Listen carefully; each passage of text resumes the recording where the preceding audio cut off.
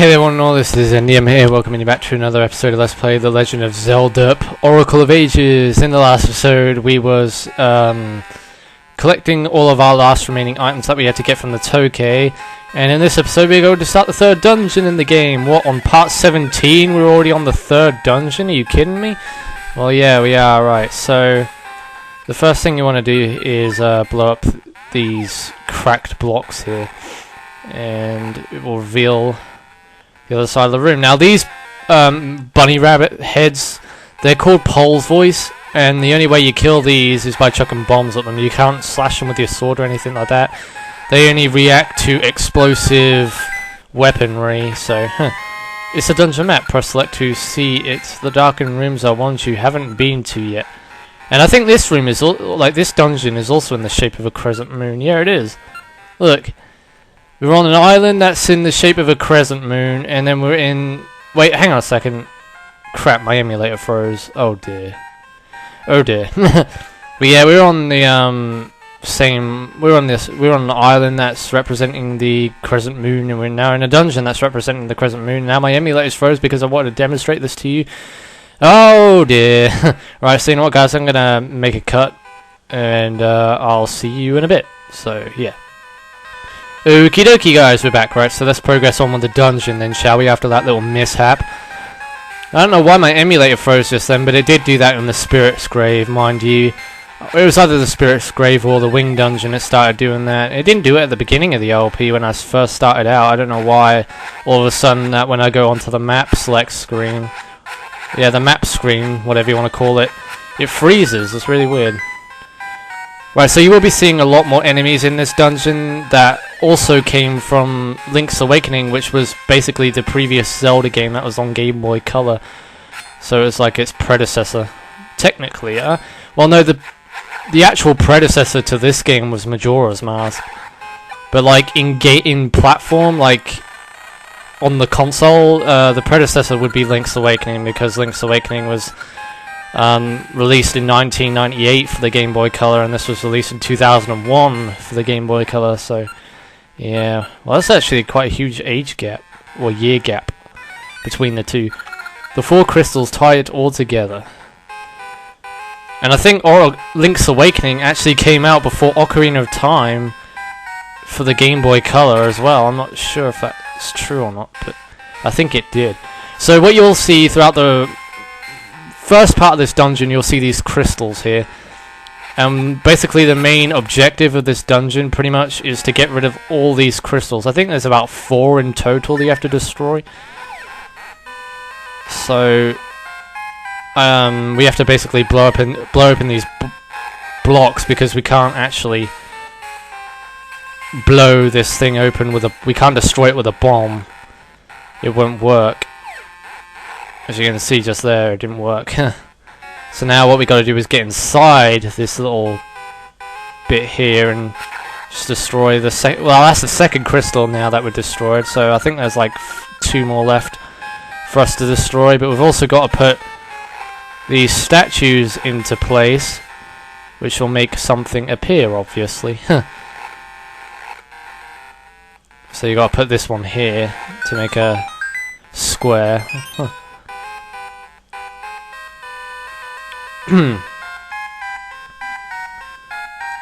Right, now these pads right here are really confusing. You'll see these pads like throughout dungeons, or later dungeons especially, but this is the first dungeon you came across those pads. But you have to basically manipulate that pad to go into different directions by going through different pathways, because as you can see there's a 4-way intersection in that room. You have like 4 different options to choose from which paths you want to take. But you have to manipulate the pad to change into a direction that it wouldn't usually change to. So like for instance, now that we've gone through this way, if we go through the other way again, the same way we came through, it will go into a different direction, which you will see shortly. But these pads, I don't know why, they give me a lot of confusion the first time playing this game. But there, look, we go to a different area. As you can see, we was on that side last time, and now we're on this side. So that's how the pads work. And we got some pancake looking likes here.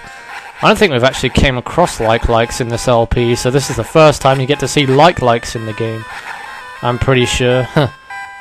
Right, so we can't destroy that one yet because, well, as you can see, it's being encased by blocks, and these tiny blocks aren't allowing us access to get to the crystal, unfortunately. Boo-hoo! Well, we'll be destroying that shortly, later anyway. Oh god. Oh god! Oh god, not this room! No, I don't like this room. Oh, yeah, my nightmares have now been resurfaced from this dungeon. I remember my tragic attempts on trying to destroy these statues with these bombs. Because you can only destroy the statues with bombs too. But you have to time your throwing perfectly and when the bomb's going to explode perfectly in order to actually hit them, because they move in any random direction, so you don't really know which way they're going to go. But usually they retreat from the bombs, so you have to, like... Well, actually, that would work. Yeah, just go kamikaze them. No, that... Yeah, kamikaze! That's not going to work. I'm going to damage myself from doing that. There you go. Isn't that 2 keys we've got now? Yep. No, we've got 1 key, okay. It's if you move down a floor, it freezes. I can actually go on the map select screen without it freezing. It's just if I scroll down to the other floor, that's when it will freeze. Alright, it's one of these rooms with the floating, or the flying tiles that want to kill me for no reason. Like, what are these tiles' intention here? They don't have a brain, they don't know anything. Why are they homing in on me? How do they have that knowledge to do that?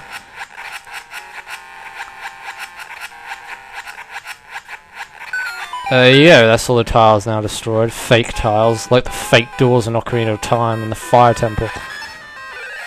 I need some health here, dude. I'm running low, I'm on 2 hearts.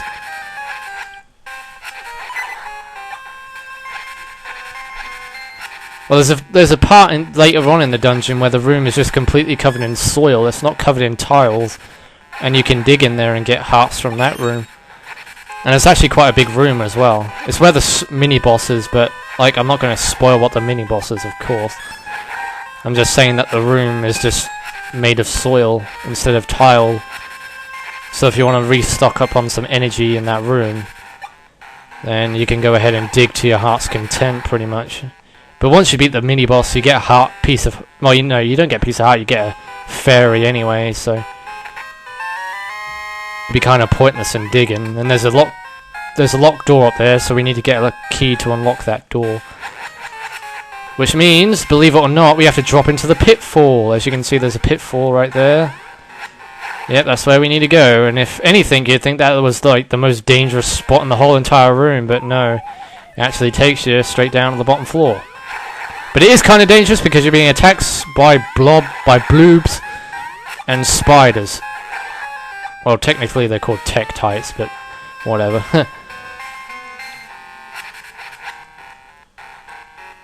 Yeah, we're basing this all on reality. We're not basing it on a fantasy world. No, of course not.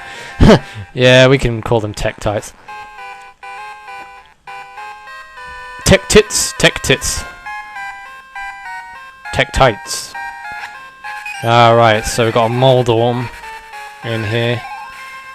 Yeah, who'd have think that this was called a Moldorm? Well, I think no, Wind Waker, the boss is called Mulgaria, I think, or Mulgeria. Something like that.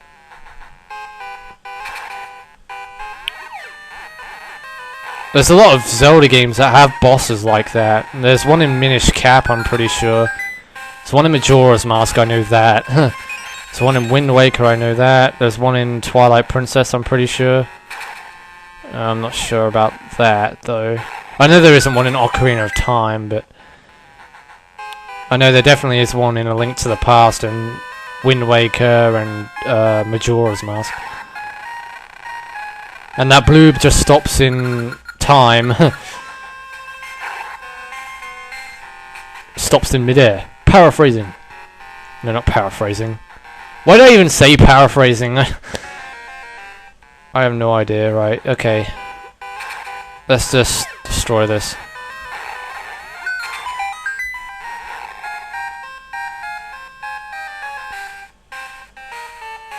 And I think this room is also a room that's a pain in the ass to do as well, but this is basically the room where you get your compass from. And what you have to do, you have to time your bomb on this too, to bring the statue to life! We brought it to life! Oh no, what the hell, don't go kamikazing yourself, dude. That's not what you want to do. Ain't nobody got time for that! Huh. Okay, so let's open up the chest and see what we get. You found the compass, yay! So now we can see where the boss is, even though we can't because we can't scroll down on the map. Well, actually, hang on a second. Oh, it does pan to the bottom floor. But yeah, that's where the boss is. And we can't pan up to the top floor, otherwise the whole emulation will freeze, and I don't want that. Right, this is also another room. I don't know, that confused me a bit, but basically what you gotta do is push every block out like that. Well, no, that room didn't confuse me. That room just took me forever to find, I think. Yeah, because that room was easy.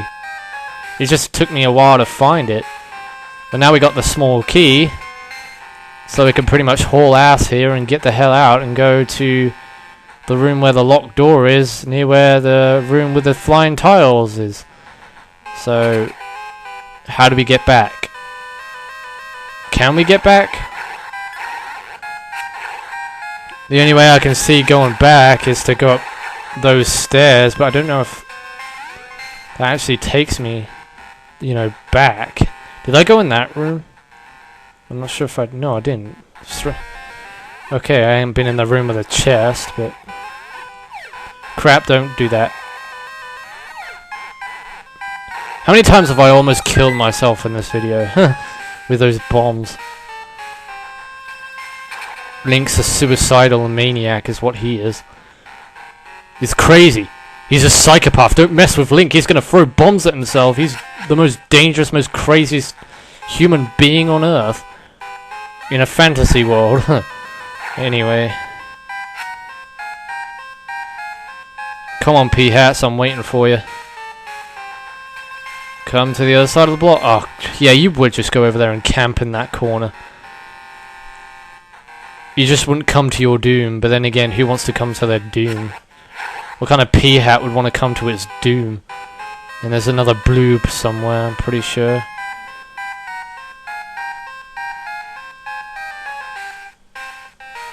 Where are you, dude? I think he's around here somewhere. Did I kill that one? I don't know.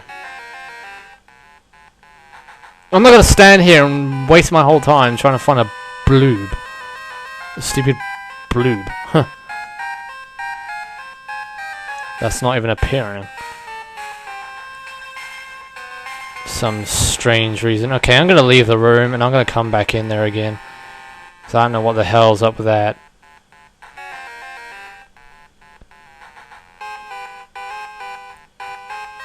And now I can't do anything. Oh, are you serious? Wait, is this the... No, that's not the room that I want. No. God, you're being stupid. That's the room you want up there. I'm not even going to bother with those masked whatever they are.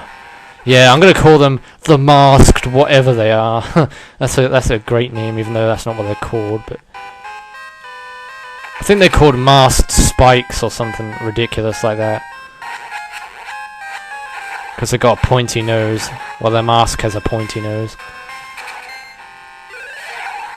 Alright, destroy all these tiles again. Ah, God, get off me. I know I'm attractive, but you don't need to go leeching off me. Or leeching onto me. Should I say, not leeching off me.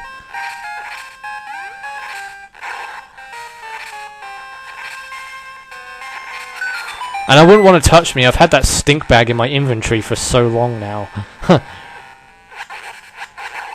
But I did give it away, obviously, in the last video. Which you saw. But yeah, if it stinks that bad, it must like leave a very bad aroma inside my inventory pocket. Where Link keeps his stuff. Alright, there's a torch in the middle of the room here. We can't do anything with that. That's why we need to come into this room right here. What the hell? What are these things? I don't know, weird enemies.